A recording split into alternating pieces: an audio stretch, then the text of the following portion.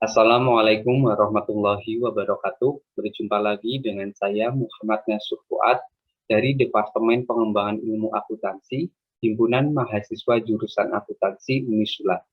Pada kesempatan kali ini, saya akan melanjutkan materi kita mengenai siklus akuntansi. Jika pada video kemarin kita membahas mengenai teori akuntansi, sekarang kita akan membahas mengenai soal dari siklus akuntansi. Langsung saja, ini ada soal mengenai siklus akuntansi. Di sini ada PT Jaya Makmur merupakan salah satu perusahaan baru yang bergerak di bidang jual beli buku sejak bulan November 2020. Berikut data yang dimiliki oleh perusahaan untuk tahun 2020. Yang pertama ada data akun. Di sini ada akun kas, piutang dagang, sewa dibayar di muka hingga beban iklan. Kemudian ada daftar saldo piutang dagang yang dimiliki oleh PT Mataram sebesar 5.600.000 dan daftar saldo hutang dagang dari PT Sakura sebesar 6 juta. Kemudian di sini ada data transaksi selama bulan Desember 2020. Langsung saja kita bahas pada transaksi ini. Yang pertama pada tanggal 1 bulan Desember dijual kepada PT Pritama barang dagang sebesar 8 juta. Nah, kan ini ada transaksi penjualan, maka kita masukkan ke dalam jurnal penjualan.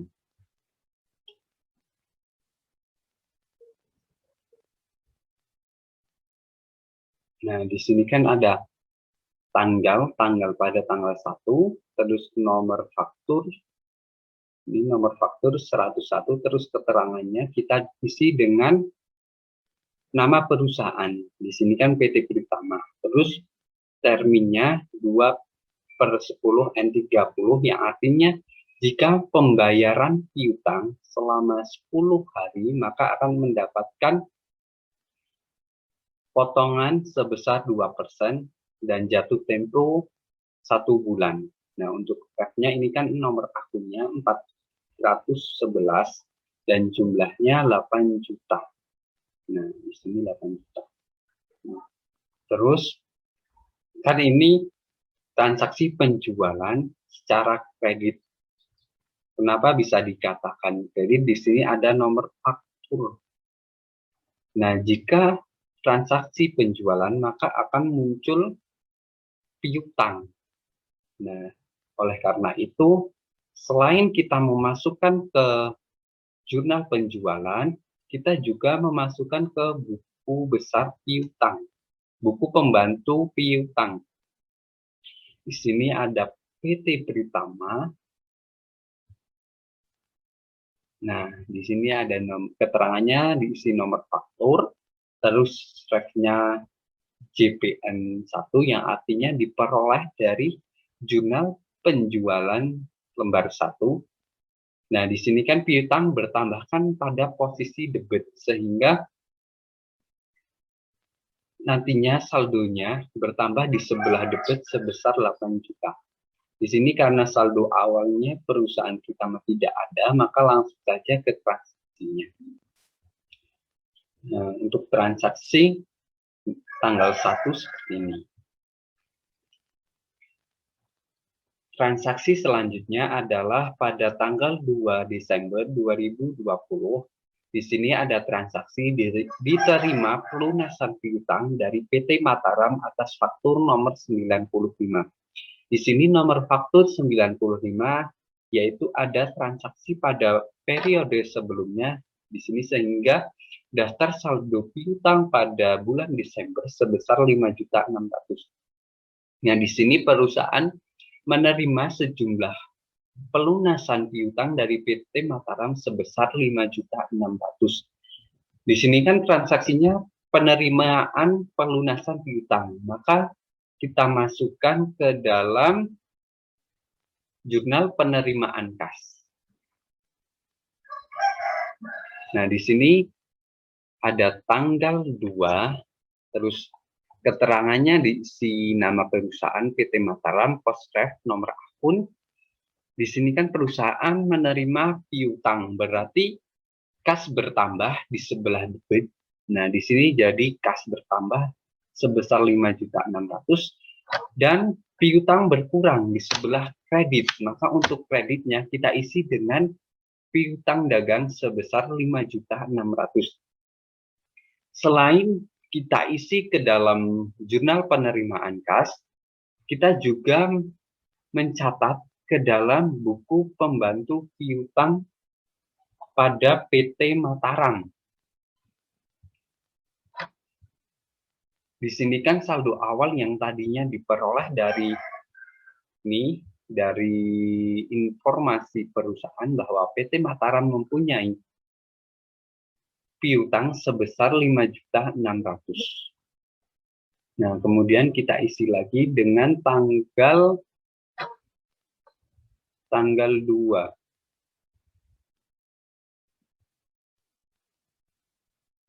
Tanggal 2 keterangannya pelunasan, terus refnya kita isi JPNK 1 yang artinya bahwa transaksi ini diperoleh dari jurnal penerimaan kas lembar 1. Nah, di sini kan piutang berkurang, jadi di sebelah kredit. Sehingga saldo pada tanggal 2 PT Mataram itu 0, karena sudah dilunasi. Kita lanjutkan pada transaksi tanggal 3 bulan Desember 2020. Dibeli barang dagang dari PT Raya sebesar 5 juta, faktur nomor 17 dengan syarat 2/10 N30. Di sini kan transaksi pembelian, maka langsung kita catat ke dalam jurnal pembelian. Nah, di sini ada tanggal, nomor faktur, keterangannya, terus termin, refnya nomor akun sebesar 5 juta. Selain kita mencatat ke jurnal pembelian, kita juga mencatat ke dalam buku pembantu piutang pada PT Raya. Nah, nomor faktur, keterangannya bedanya kalau di jurnal pembelian atau jurnal penjualan, keterangan diisi perusahaan, sedangkan pada buku pembantu kita diisi dengan nomor fakturnya. Nah, di sini refnya juga keterangan JPB yang artinya diperoleh dari jurnal pembelian lembar 1 sebesar 5 juta. Di sini kan hutang bertambah di sebelah kredit, sehingga saldonya berada di sebelah kredit sebesar 5 juta.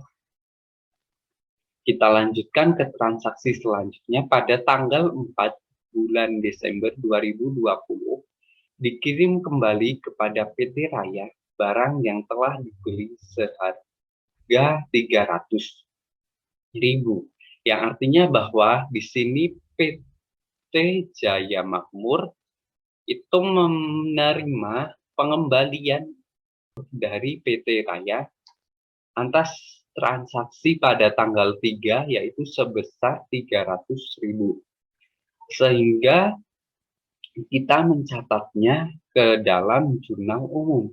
Dikarenakan transaksi retur ini tidak masuk ke dalam jurnal pembelian, jurnal penerimaan, jurnal penjualan, jurnal pengeluaran kas, sehingga kita mencatatnya ke dalam jurnal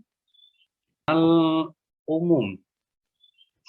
Nah, di sini ada hutang dagang pada debit dan kreditnya retur pembelian, yang artinya bahwa hutang dagang yang dimiliki PT Raya berkurang sebesar 300, terus ada akun retur pembelian sebesar 300. Selain kita mencatat di dalam jurnal umum, kita juga mencatat di dalam buku pembantu hutang agar kita mengurangi saldo dari PT Raya.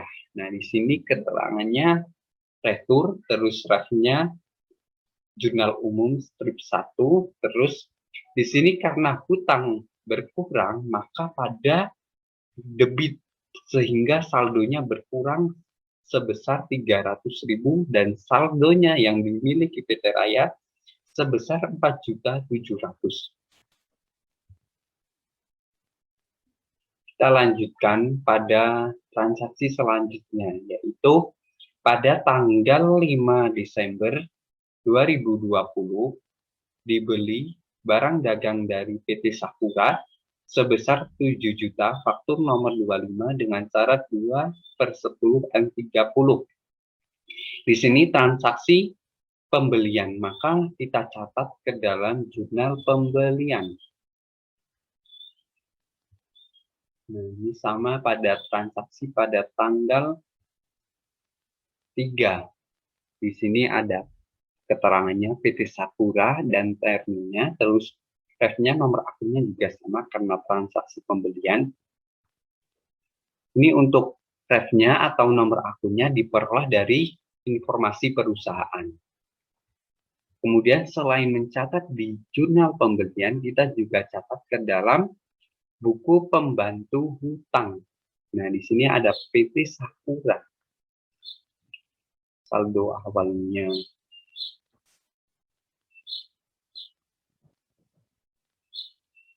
Di sini kan ada saldo awal yang diperoleh dari informasi ini bahwa PT Sakura mempunyai saldo awal 6 juta. Terus kita tambah dengan transaksi pada tanggal 5. Sini ada link faktur nomor 25 JPP sebesar 7 juta. Kita lanjut transaksi selanjutnya, yaitu transaksi tanggal 6 Desember 2020, yaitu ada transaksi pelunasan hutang kepada PT Sakura atas faktur nomor 5. Faktur nomor 5 ini adalah transaksi pada periode sebelumnya, sehingga pada bulan atau periode sekarang itu menjadi saldo awal dari PT Sakura, yaitu saldo hutangnya sebesar 6 juta. Di sini berarti perusahaan melunasi hutangnya sebesar 6 juta kepada PT Sakura. Kemudian kita catat ke dalam jurnal pengeluaran kas.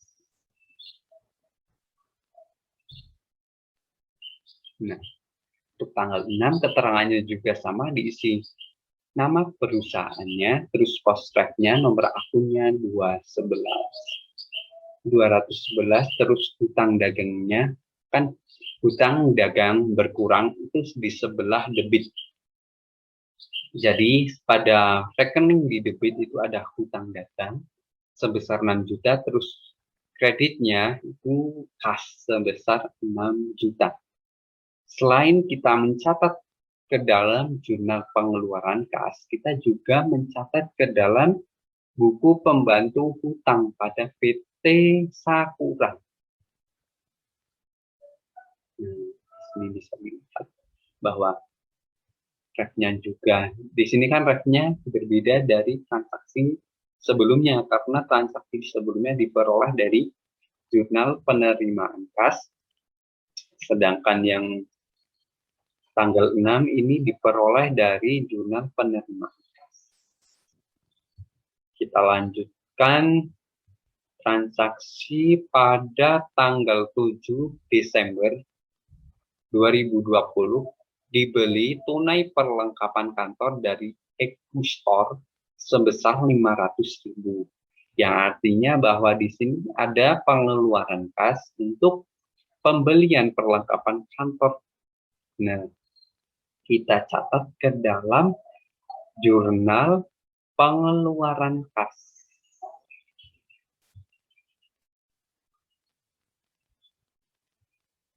Sini ada keterangannya nama perusahaannya atau nama toko yang kita beli perlengkapannya, yaitu Equistore. Terus postrefnya, yaitu akun dari perlengkapan. Terus karena kita tidak masuk ke dalam hutang dagang maupun biaya, kita buat langsung ke lain-lain di debit, sehingga ada akun perlengkapan sebesar 500, terus untuk rekening di kreditnya ada kas sebesar 500. Kemudian kita lanjutkan dengan transaksi pada tanggal 8 Desember 2020, yaitu diterima PT Pritama pelunasan faktur nomor 101.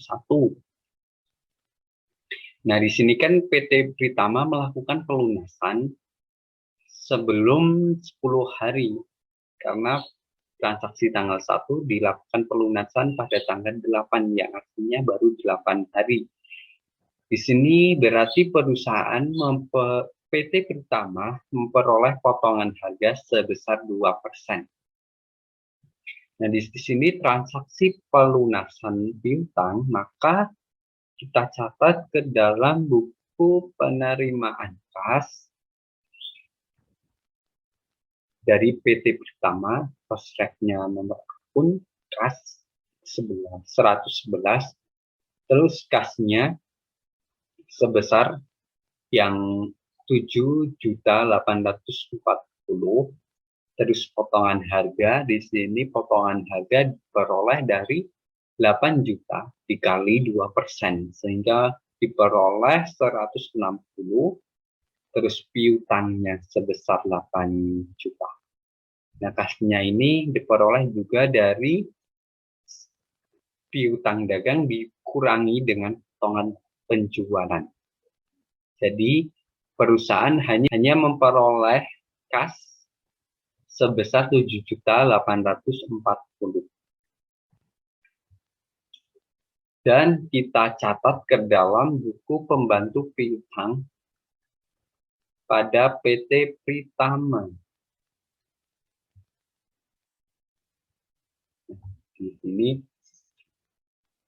piutangnya berkurang di sebelah kredit, sehingga saldo pada tanggal 8 PT Pritama itu sebesar 0 rupiah.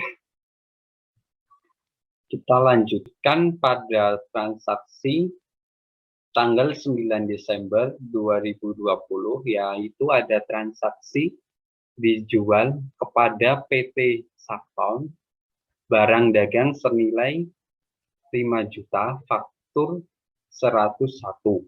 Nah, di sini ada transaksi penjualan. Berarti kita catat ke dalam jurnal penjualan.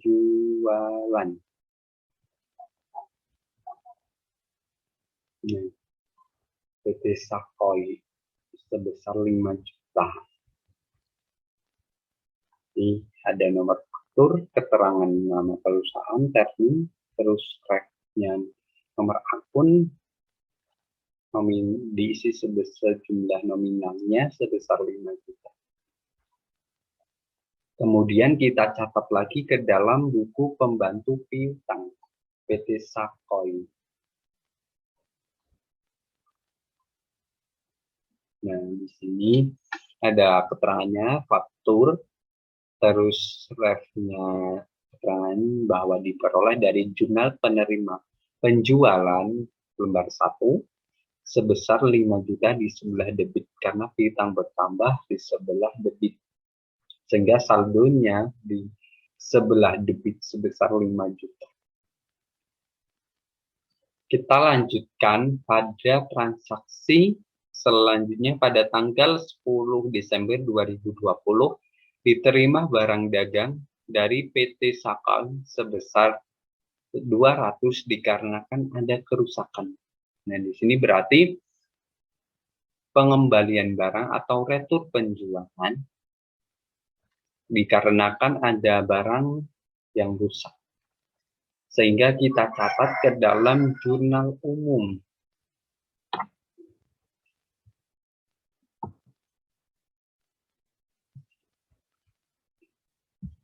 Ada retur penjualan sebelah debit dan piutangnya sebelah kredit, karena piutang bergerakan di sebelah.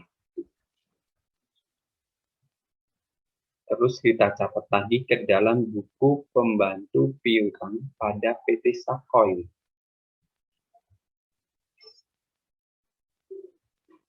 itu sebesar 10.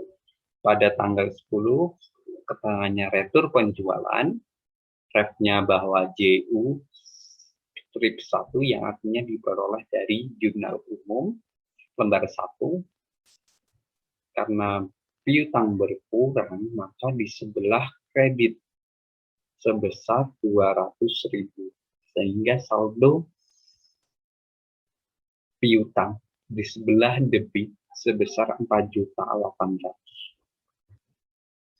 Terus kita lanjutkan transaksi tanggal 11 pelunasan utang kepada PT Raya atas faktur nomor 17. Di sini berarti ada transaksi pelunasan utang, ya artinya perusahaan Jaya Makmur mengeluarkan uang untuk pelunasan piutang. Sehingga di sini kita catat ke dalam jurnal pengeluaran kas. Itu ada keterangannya PT Raya, terus posreknya 211, terus rekening yang didebit ada hutang dagang 4.700.000, terus rekening yang dikredit adalah kas sebesar 4.600.000. Nah, di sini kan PT Jaya Makmur atau perusahaan yang kita kerjakan ini berarti memperoleh potongan pembelian sebesar 2% karena kita membayar masih dalam waktu kurang dari 10 hari, yang artinya memperoleh potongan sebesar 2% dari hutang dagang. Yang di sini berarti kita memperoleh potongan sebesar 94 juta, sehingga kita hanya mengeluarkan kas sebesar 4.606.000. Kemudian kita catat ke dalam buku pembantu hutang PT Raya. Ini keterangannya pelunasan, terus refnya keterangan diperoleh dari mananya. Terus di sini karena hutang berkurang di sebelah debit, kita catat di sebelah debit, sehingga saldo pada tanggal 11 itu 0 rupiah.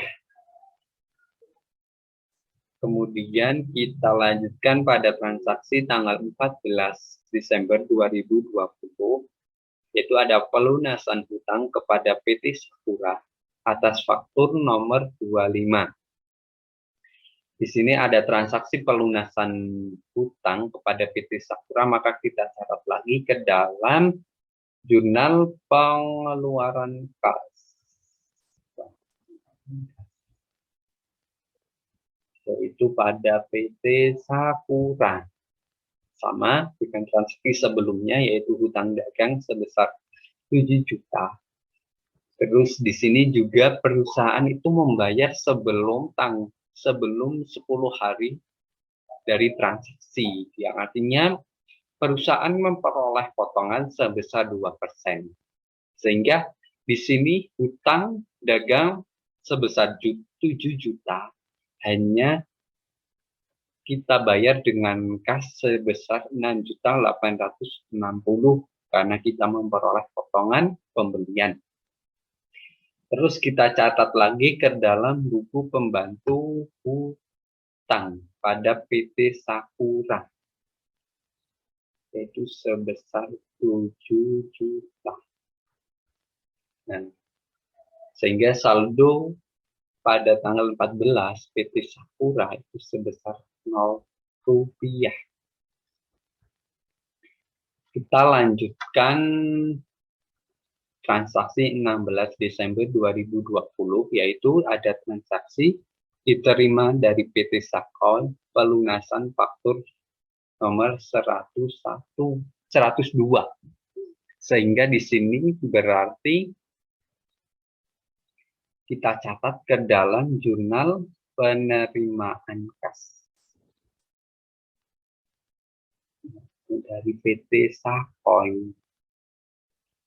Nah, di sini keterangannya sama, nama perusahaan PT Sakoy, terus rekening yang di debit ada kas serta potongan penjualan, sedangkan rekening di kredit ada piutang dagang. Di sini juga PT Sakoy melakukan pelunasan piutangnya sebelum 10 hari, yang artinya memperoleh potongan sebesar 2%. Sehingga dapat dilihat bahwa kas yang kita diperoleh itu hanya 4.704.000, terus ada potongan penjualan sebesar 96, diperoleh dari 2% dikali 4.800.000. Untuk piutang dagangnya 4.800.000. Kita catat ke dalam buku pembantu piutang pada PT Sakoy.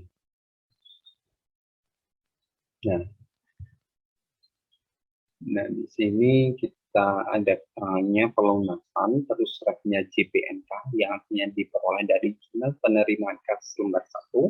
Karena piutang berkurang di sebelah kredit, maka kita isi di sebelah kredit, sehingga saldo piutang dari PT Sakoy pada tanggal 16 yaitu sebesar 0 rupiah. Terus kita lanjut pada transaksi 19 Desember. Ada transaksi dijual kepada PT Mataram barang dagangan sebesar 7 juta faktur nomor 13 dengan syarat 2/10 N30. Di sini ada transaksi penjualan, maka kita catat ke dalam jurnal penjualan. Jurnal penjualan.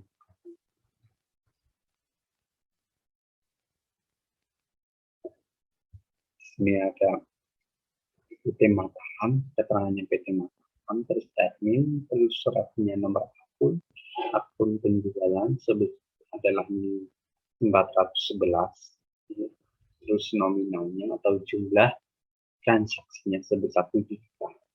Terus kita catat ke dalam buku pembantu piutang PT Mataram.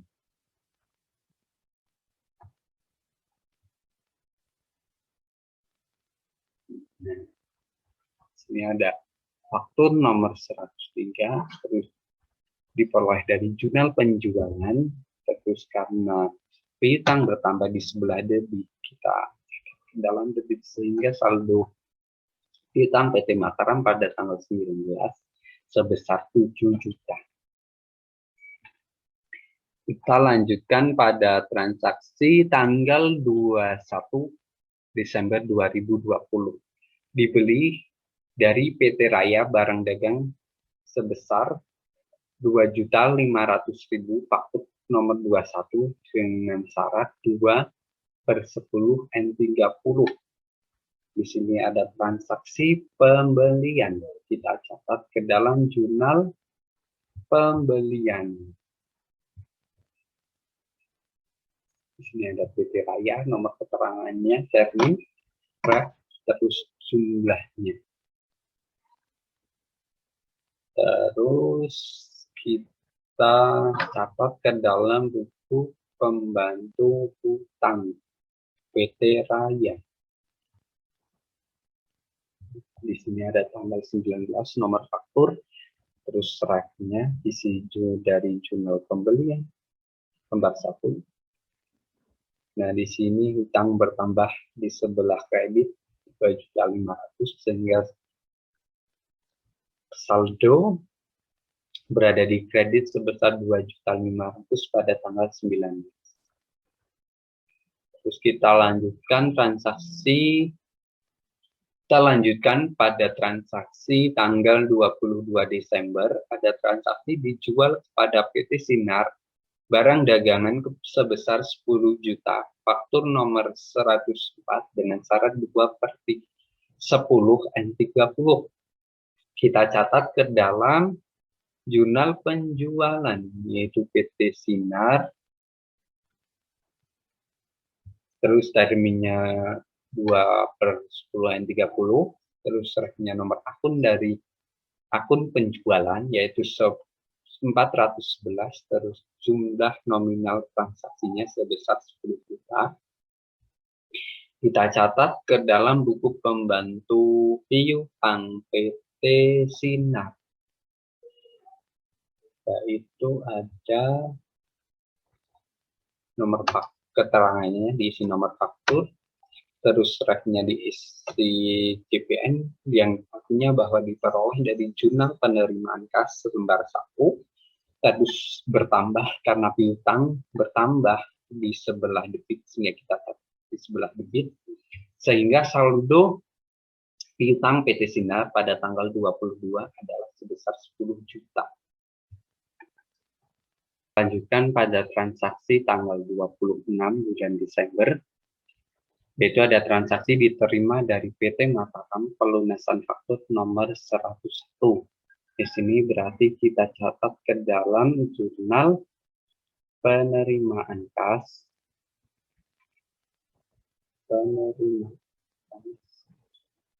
dari PT Mataram sebesar, karena PT Mataram melakukan pelunasan sebelum 10 hari, maka memperoleh potongan penjualan sebesar 140.000, sehingga kas yang kita terima hanya 6.860.000. Itu untuk akun yang di debit, sedangkan untuk akun yang di kredit ada piutang sebesar 7 juta.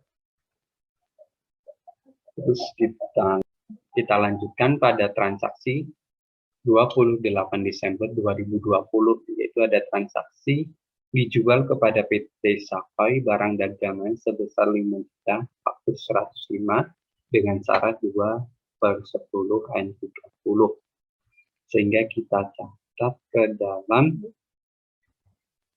jurnal penjualan, yaitu ada PT Sakai sebesar 5 juta. Keterangannya juga sama yang tadi. Terus kita catat ke dalam buku pembantu piutang PT Sakai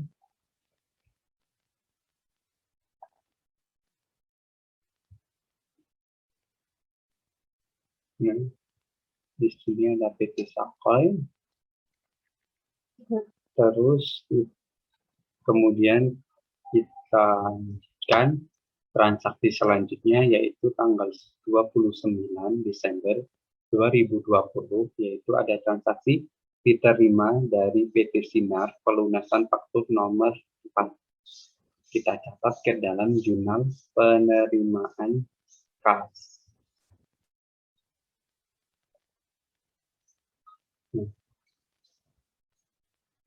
Di sini kita ada kas, karena PT Sinar melakukan pelunasan sebelum tanggal 10, PT Sakai juga menerima potongan penjualan sebesar 200, sehingga kas yang kita terima hanya 9.800.000.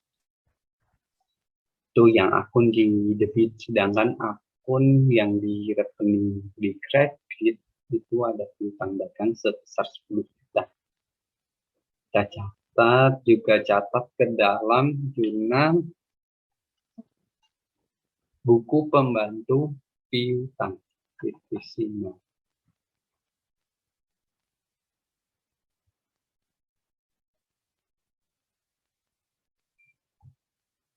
Terus kita lanjutkan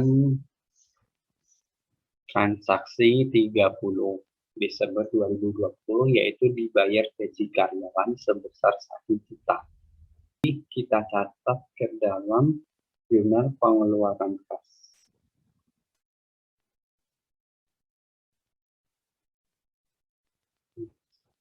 Di sini ada biaya, akun yang didebit, rekening yang didebit itu ada biaya sebesar 4 juta, terus rekening yang dikredit kas sebesar 4 juta.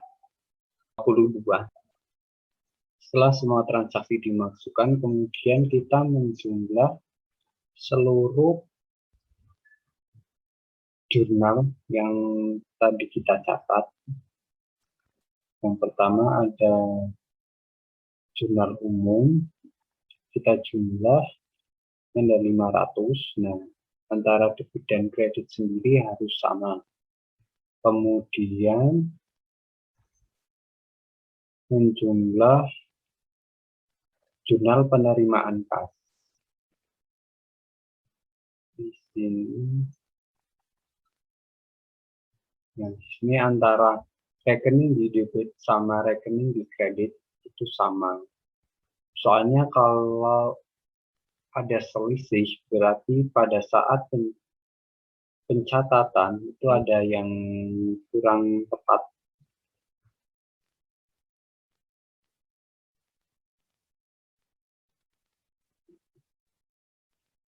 Kemudian kita membuat rekapitulasi dari piutang dagang. Nantinya digunakan untuk mengetahui berapa piutang dagang. Nah, di sini kan dapat diketahui bahwa piutang dagang dari PT Sakol itu sebesar 5 juta. Kemudian jurnal penjualan. Di sini kita jumlah menjadi penjualan periode Desember 2020 itu sebesar 35 juta. Kemudian kita menjumlah jurnal pengeluaran kas.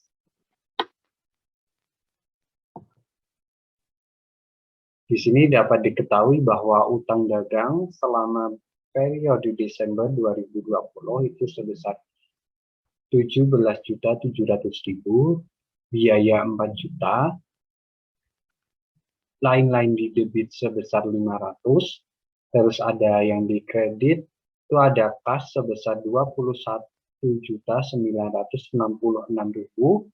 terus lain-lain di kredit atau potongan pembelian sebesar 234.000. Sehingga rekening di debit dan di kredit jurnal pengeluaran kas itu sebesar 22.200.000.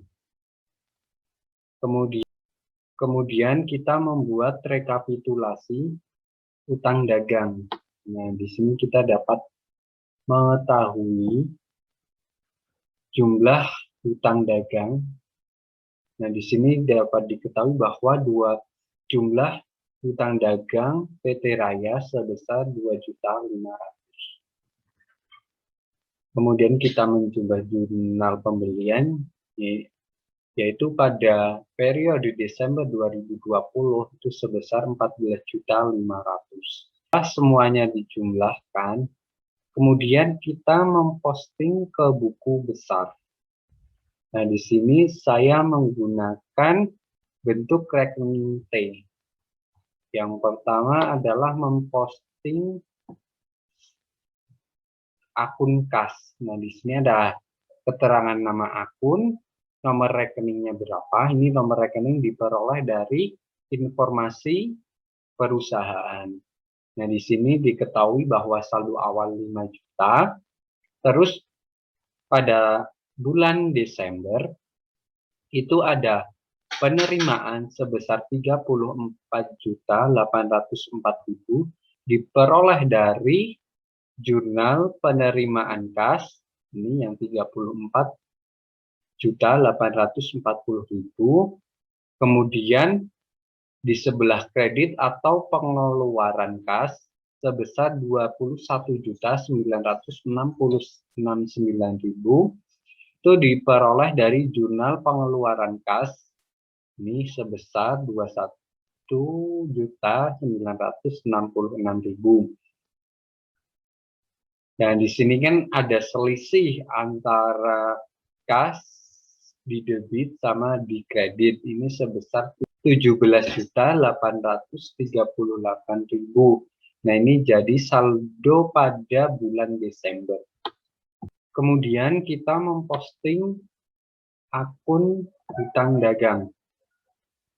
Nah, di sini dapat dilihat bahwa saldo awal sebesar 5.600.000 ditambah dengan penambahan piutang dagang pada bulan Desember itu diperoleh dari jurnal penjualan. Nah, di sini 35 juta. Sedangkan untuk pengurangannya itu diperoleh dari kita menjumlah semua yang ada di buku buku pembantu piutang itu yang di sebelah kredit. Di sini ada 8.200.000, 4.800.000, 5.610.000. Nah, ini semua dijumlahkan dan hasilnya 35.600.000. Nah, di sini juga ada selisih antara debit dan kredit. Di sini selisihnya 5 juta. Ini sesuai dengan rekapitulasi buku pembantu piutang. Nah, di sini jumlahnya 5 juta. Nah, di sini sama. Kemudian kita memposting akun persediaan. Di sini pada persediaan belum ada perubahan, maka saldonya sesuai dengan saldo awal sebesar 20 juta. Kemudian kita memposting akun perlengkapan. Di sini perlengkapan saldo awal sebesar 4 juta dan ditambah dengan pembelian perlengkapan sehingga saldo dari perlengkapan sebesar 4.500.000. Kemudian kita memposting akun peralatan kantor. Di sini untuk peralatan kantor juga belum terjadi penambahan atau pengurangan sehingga saldonya sama dengan saldo awal. Kemudian kita memposting akun akumulasi penyusutan peralatan kantor. Dan ini di sini belum ada perubahan sehingga saldonya sama dengan saldo awal sebesar 500.000. Kemudian kita memposting akun hutang dagang. Di sini saldo awalnya 6 juta, terus ada penambahan sebesar 14.500.000 diperoleh dari jurnal pembelian. Nah, di sini 14.500.000. Terus ada pengurangan sebesar 18 juta diperoleh dari penjumlahan di buku pembantu hutang di sebelah debit. Nah, di sini 300.000 ditambah 4.700.000 ditambah 6 juta ditambah 7 juta dan totalnya sebesar 18 juta. Nah, di sini kan ada selisih antara di debit sama di kredit sebesar 2.500.000 atau saldo akhir dari hutang dagang. Nah, di sini sesuai dengan pada rekapitulasi buku pembantu hutang, yaitu sebesar 2.500.000. Kemudian kita memposting akun modal tuan makmur. Di sini belum ada perubahan sehingga saldonya itu sama dengan saldo awal sebesar 33.800.000. Kemudian kita memposting akun Price Tuan Makmur. Di sini juga belum ada perubahan sehingga saldonya sama dengan saldo awal sebesar 600.000. Kemudian memposting saldo penjual.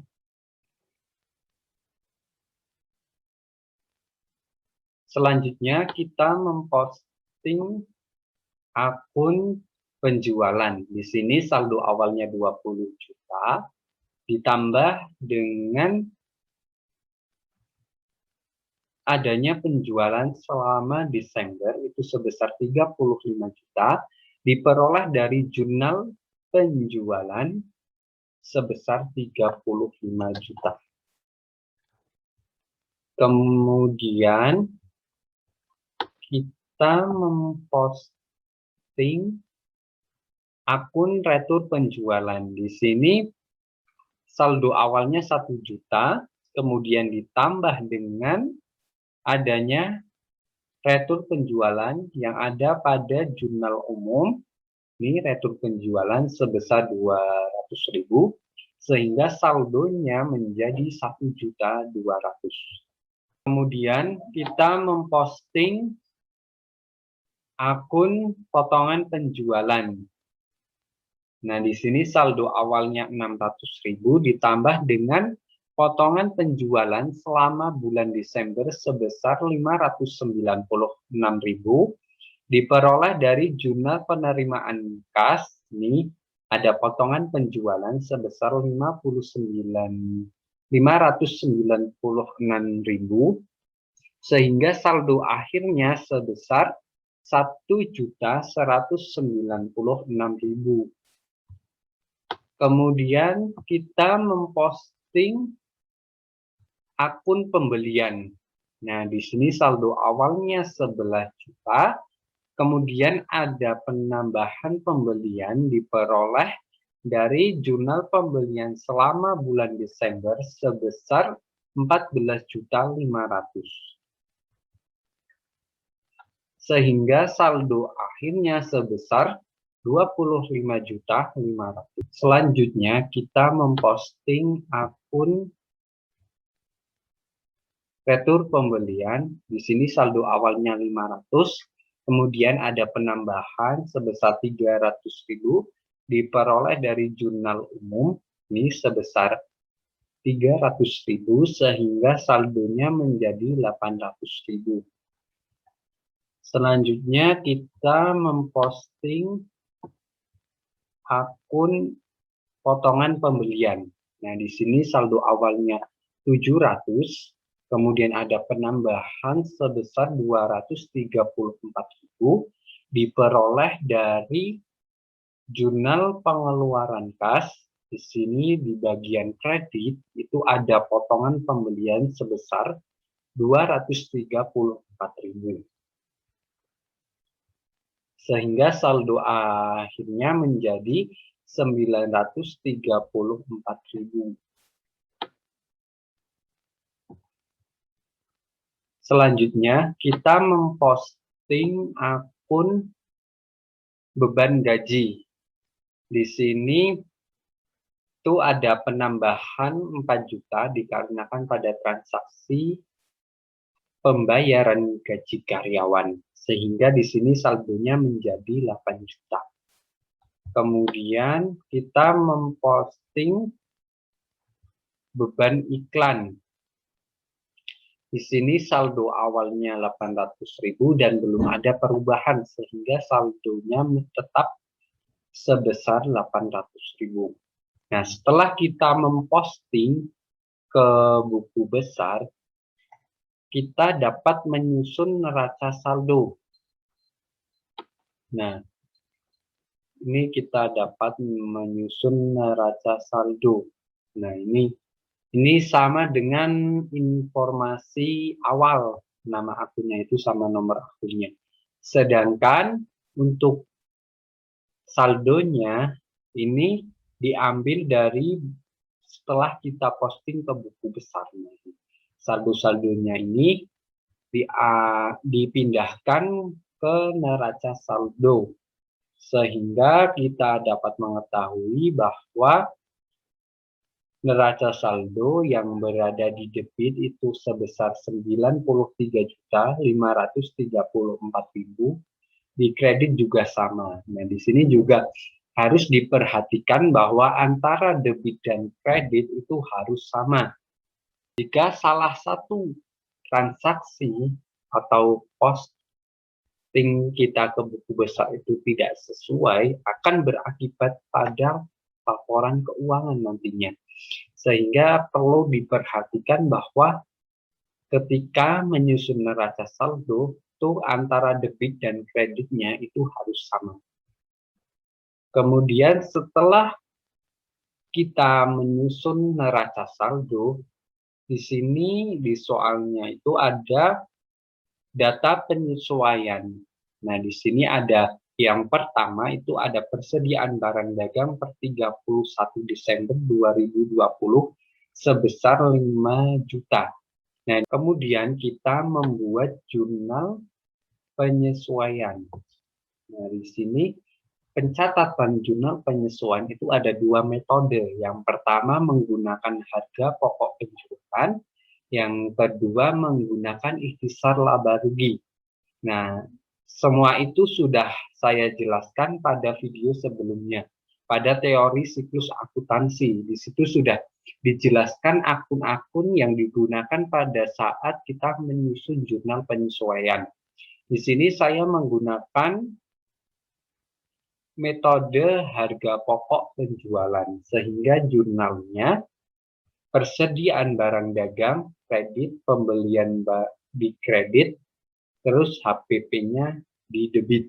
Sebenarnya di sini hanya untuk menyesuaikan bahwa persediaan yang awalnya 20 juta itu telah habis digunakan, sehingga kita tutup dengan jurnal penyesuaian. Nah, di sini pembelian juga kita tutup agar nanti saldonya itu menjadi 0. Kemudian ada persediaan barang dagang akhir, di sini berada di debit, karena di soal ini dijelaskan bahwa persediaan akhir itu sebesar 5 juta. Untuk retur pembelian juga kita sesuaikan, potongan pembelian juga kita sesuaikan. Sehingga akan muncul akun baru atau akun yang belum kita masukkan ke dalam neraca, sehingga di sini kita dapat diketahui bahwa harga pokok penjualan ada 45.500.000 di debit, dan di kreditnya 6.734.000. Kemudian untuk penyesuaian yang kedua adalah persediaan perlengkapan yang tersisa pada 31 Desember 2020 adalah 4 juta. Nah, berarti di sini ada pemakaian sebesar 500.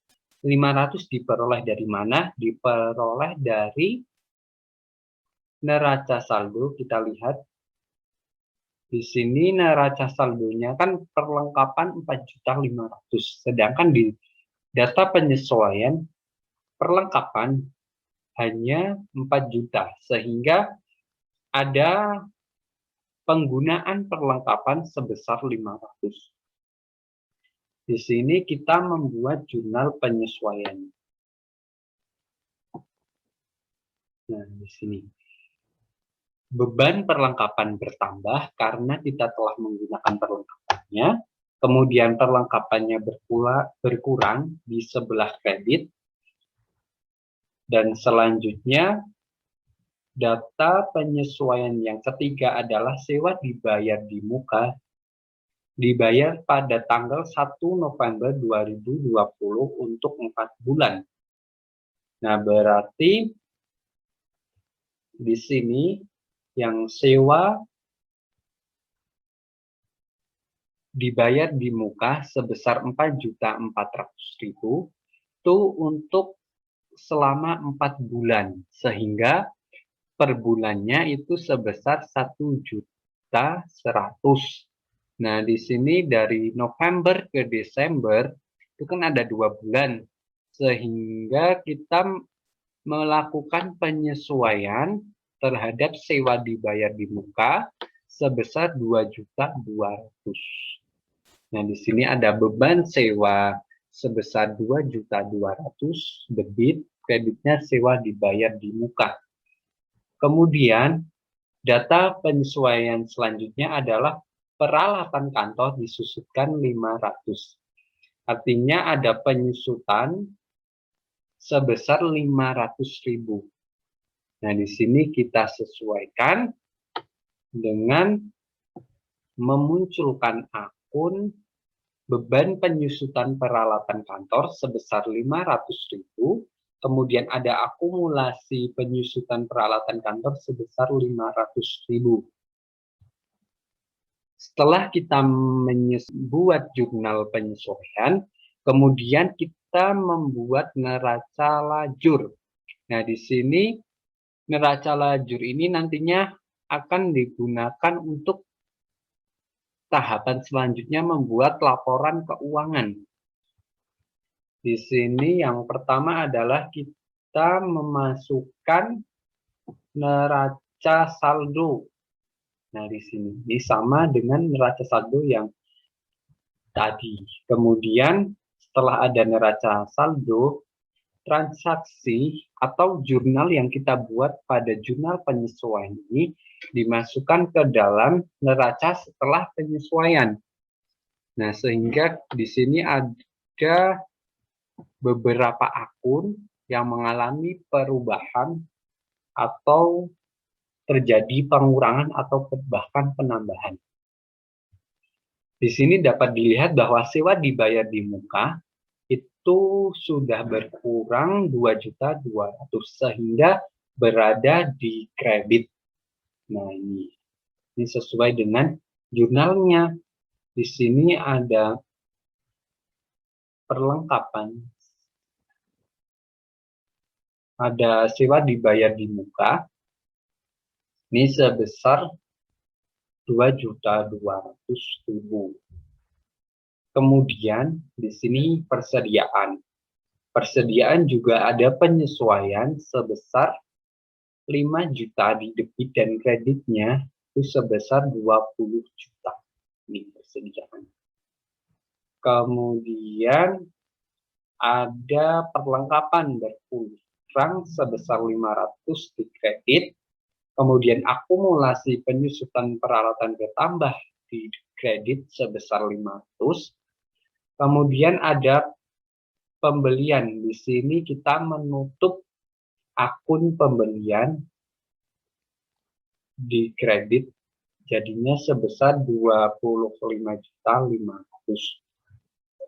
Itu sama untuk retur pembelian juga sama. Jadi jika di penyesuaian ini di debit, maka diletakkan juga di neraca lajur bagian jurnal penyesuaian juga di debit. Jadi nantinya jumlah antara kredit dan debit itu harus sama. Nah, di sini antara neraca saldo sama jurnal penyesuaian itu jumlahnya juga harus sama antara kredit dan debit. Sehingga harus sangat diperhatikan.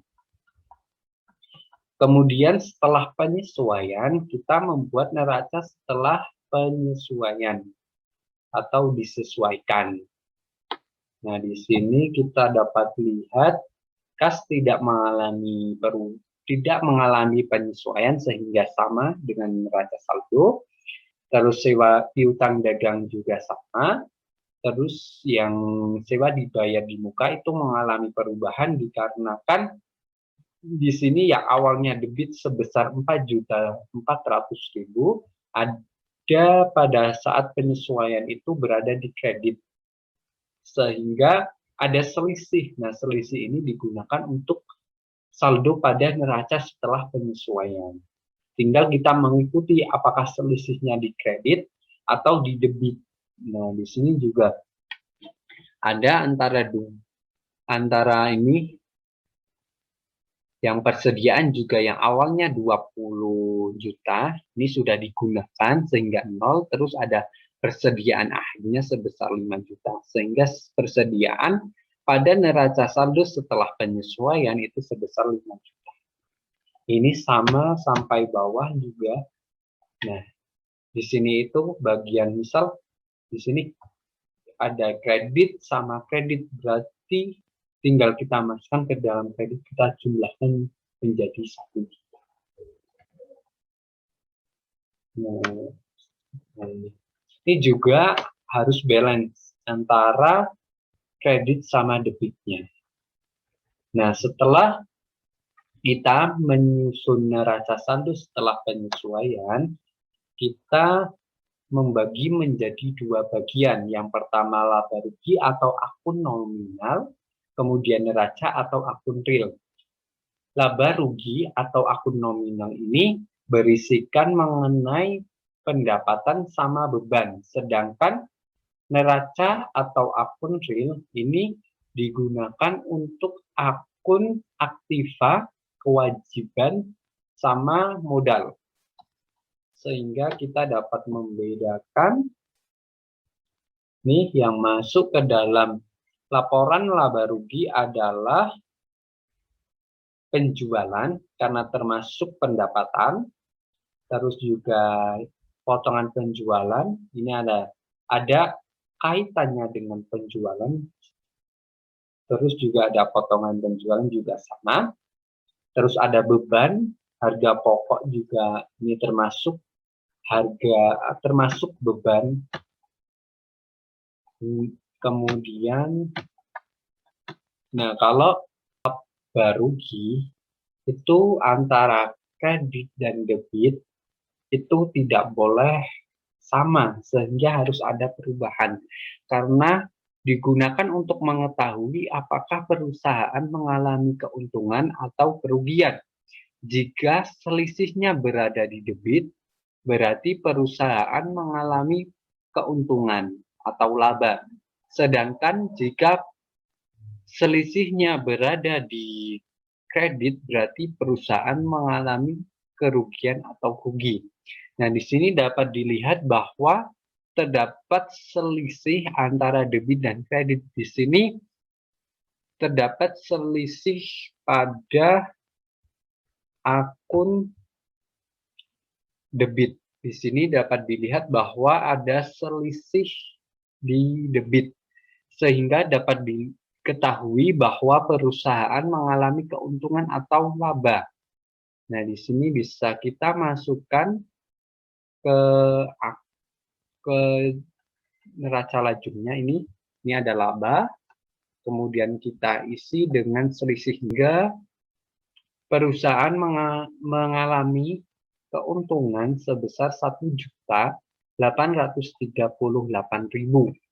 Nah, di sini kemudian antara debit dan kredit itu menjadi balance. Kemudian untuk akun neraca atau menjumlah neraca yang berisikan akun aktiva, kewajiban, dan modal. Di sini ada kas yang merupakan aktiva, terus ada piutang dagang, sewa dibayar di muka, persediaan, dan lain-lain. Di sini juga terdapat selisih. Nah, kalau di laba selisih berada di debit, berarti perusahaan mengalami keuntungan. Tapi kalau di neraca itu kalau mengalami keuntungan itu ada selisih di kredit, sebab di sini berarti modal itu bertambah sebesar keuntungannya, sehingga modal bertambahkan. Sini berarti kita dapat isikan sama dengan laba pada laba rugi. Nah, kemudian di sini dapat dilihat bahwa akunnya menjadi balance atau sama antara debit dan kredit. Nah, setelah ini selesai, kita dapat menyusun laporan keuangan. Yang pertama ada laporan laba rugi. Nah, laporan laba rugi ini berisikan pendapatan dan biaya atau beban yang dikeluarkan. Ini dapat dilihat bahwa penjualan sebesar 55 juta, terus dikurangi potongan penjualan, dikurangi retur penjualan, sehingga menghasilkan penjualan bersih sebesar 52.604.000. Kemudian harga pokoknya sebesar 38.766.000, menghasilkan laba kotor sebesar 13.838.000. Di sini ada beban iklan, beban gaji, beban perlengkapan, beban penyusutan, terus ada beban sewa dibayar di muka. Jumlah biaya operasinya menjadi 12 juta, sehingga dapat diperoleh laba bersih operasi sebesar 1.838.000. Ini sama dengan pada neraca lajur. Ini sama. 1.833.800. Nah, setelah kita menyusun laporan laba rugi, kita membuat laporan perubahan ekuitas atau perubahan modal.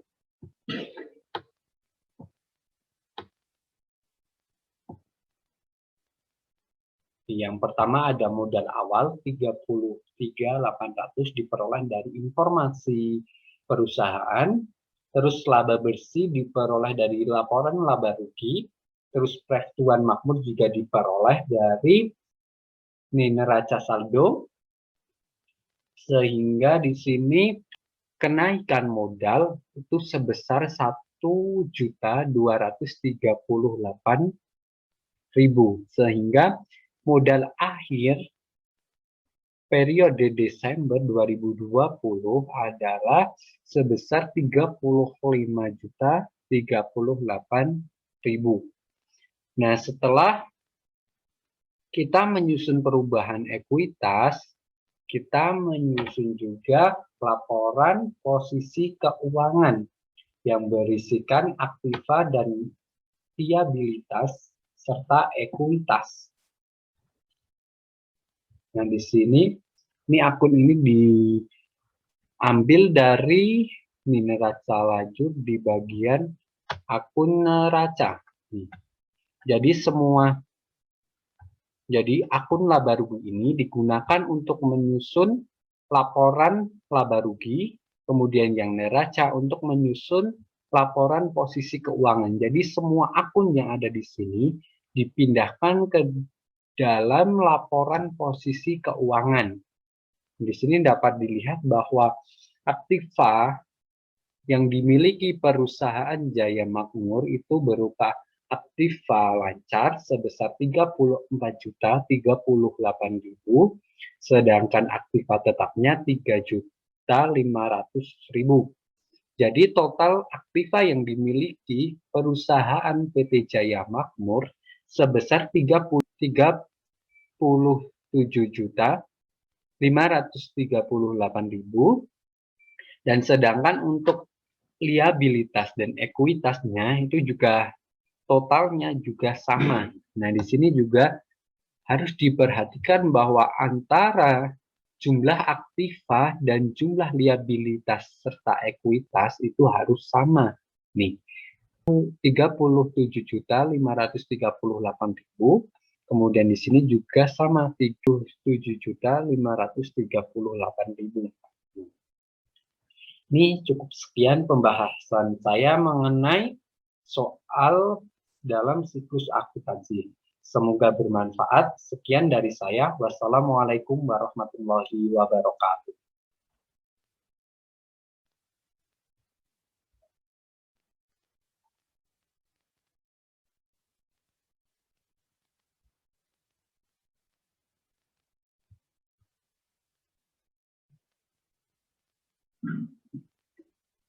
Alhamdulillah, pada kesempatan kali ini kita sudah selesai sampai menyusun sebuah laporan keuangan.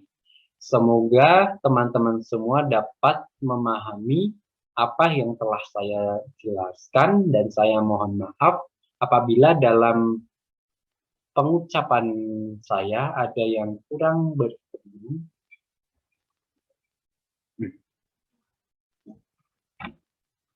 Alhamdulillah, pada kesempatan kali ini kita sudah selesai hingga kita dapat menyusun sebuah laporan keuangan.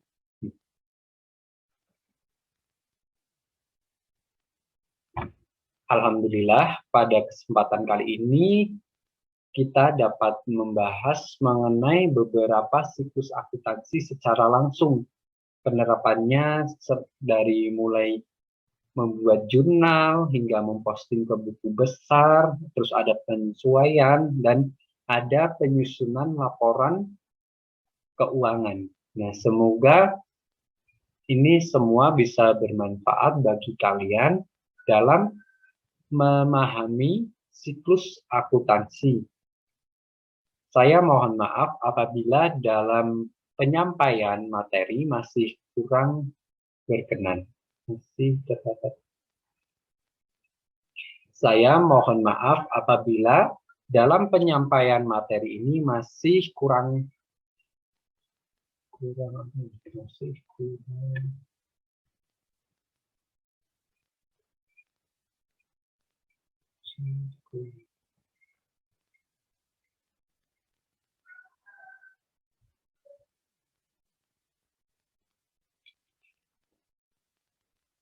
Saya memohon maaf apabila dalam penyampaian materi kali ini terdapat beberapa penjelasan yang kurang jelas, sehingga saya memohon maaf.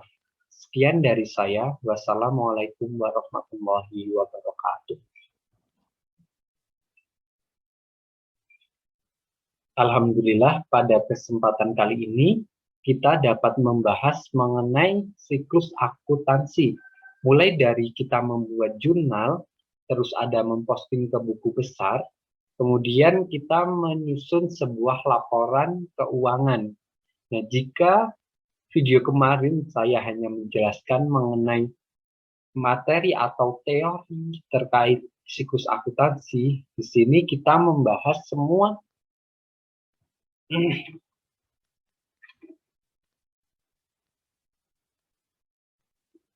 Alhamdulillah pada kesempatan Alhamdulillah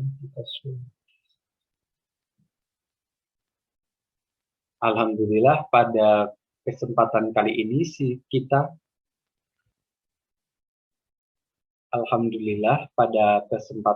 ini kita sudah selesai membahas mengenai soal yang ada pada siklus akuntansi. Di sini kita dapat mempelajari dari penjurnalan hingga laporan keuangan.